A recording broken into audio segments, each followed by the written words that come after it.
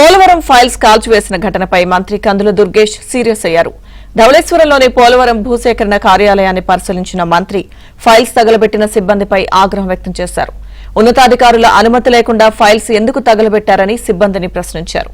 ఘటనపై పూర్తిస్థాయి విచారణ జరపాలని జాయింట్ కలెక్టర్ను ఆదేశించారు మంత్రి దుర్గేష్.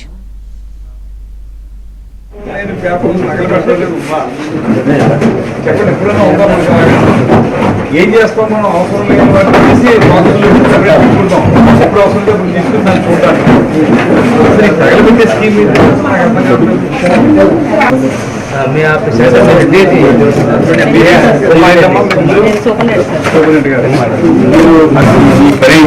వెళ్ళిపోయింది.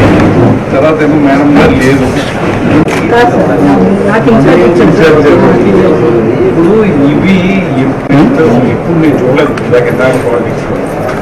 ఎప్పుడైనా గవర్నమెంట్ ఆఫీస్లో సంబంధించిన పేపర్ అది మీరేమో అది అవసరం లేదు అని అంటున్నారు. మీరు అది అవసరమో కాదో ఎలా తెలుస్తుంది? ప్రజలు అనుకుంటారు ఖచ్చితంగా ఇందులో ఏదో జరిగిందని అనుకుంటారు కదా. మనం అది దోహదపడేలా ఉండకూడదు కదా. మన బిహేవియర్ ఎలా కదా ప్రజలకు అనుమానం కలిగించేలా బేసిక్గా దీన్ని తరువు ఎంక్వైరీ పెట్టాలి. తరువు ఎంక్వైరీ పెట్టి అసలు ఏంటి ఎవరిలో కల్పిట్ ఎవరు అనేటువంటిది మనకు కావాలి. కల్పిట్ కావాలి, బయట తీయాలని చెప్పి ఈ ప్రభుత్వం మారిన తర్వాత కూడా ఈ పద్ధతి ఉంటే మనకు చాలా ఇబ్బందికరంగా పోతా ఉన్నాం.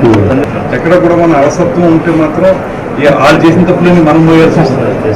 వాళ్ళు చేసిన అవినీతి అంతా మనం పోయాల్సి వస్తుంది. ఇటువంటి పరిస్థితుల్లో కూడా మీరు ఎవరైతే ఉన్నారో దీంట్లో ఇన్వాల్వ్ అయినారో అందరి మీద సీరియస్ యాక్షన్ తీసుకోవచ్చు. ఒక ఇన్ఫర్మేషన్ వచ్చింది, మీకు తెలియదే ఉంటుంది. అందరూ వెల్ ఎడ్యుకేటెడ్, బాగా ట్రైన్ అయ్యి వచ్చారు. ఆ పేపర్ అనేది చాలా ముఖ్యం. ఎప్పుడు అవసరమైతే ఆ పేపర్ మళ్ళీ వెనక్కి తీసుకుని మనం దాన్ని చూసుకుని రెఫరెన్స్ పెట్టుకుంటాం. ఆ పేపర్ పైన పెట్టేస్తాం. ఇలాంటివి మనం ఎంకరేజ్ చేస్తే అల్టిమేట్గా ఏమవుతుంది, మీరే స్కేప్ బోర్డ్ అవుతారు. మీకు అల్టిమేట్గా డిసిప్లినరీ యాక్షన్ మీ మీద నడుస్తుంది. ఎందుకంటే you are held responsible for everything here. మీరు మీ చేతుల్లో ఉన్న మాటలు ఇలా చేస్తే ఇబ్బంది వస్తుంది.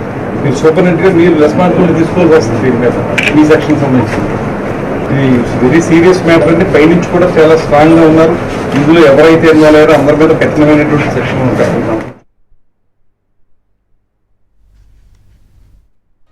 ఉన్నారో వాళ్ళని బయటికి లాగి వాళ్ళ మీద యాక్షన్ తీసుకుంటేనే భవిష్యత్తులో ఇలాంటివి జరగకుండా ఉంటాయి. కనుక నేను స్పష్టంగా చెప్తా ఉన్నాను, ఎటువంటి పరిస్థితుల్లో కూడా దీన్ని ఊరుకునే ప్రసక్తి లేదు.